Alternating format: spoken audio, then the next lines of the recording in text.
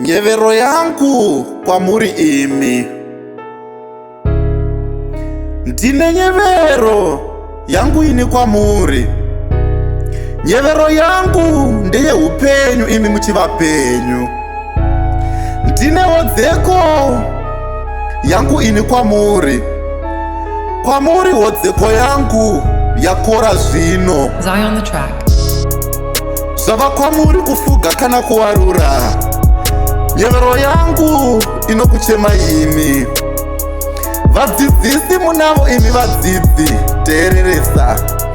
Dzidzai kwavari izvo zvavakadzidza makare-kare. Makare-kare apo pavakanokora pfuma yeupenyu. Pfuma yeupenyu ndiyo yavanayo nhasi uno. Nhasi uno chidzidzai kwavari. Kwavari ivo pavo vakasakura vakazunza.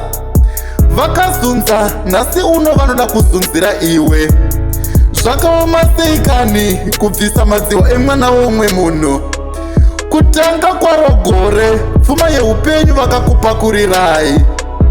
Vakakupakurirai, tarirai zvino gore rapera. Nyevero yangu, Zion the track. nyevero yangu inokuchemai imi. Bvunzo dzako iwe zvino dzakangorera pagoni reupenyu. Pagoni reupenyu nhasi wodzigarira. Uchadii nhasi muvhuro kudai. Kudai ndakaziva haitungamiriri mwanawe.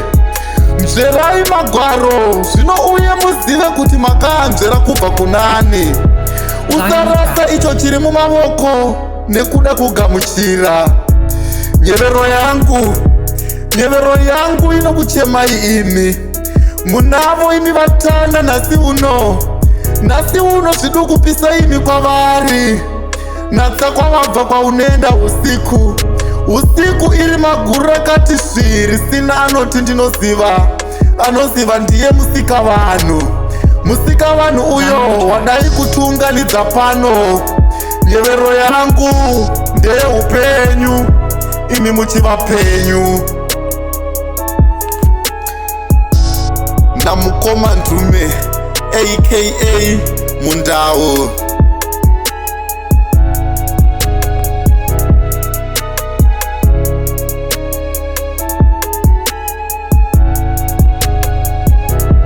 Zion the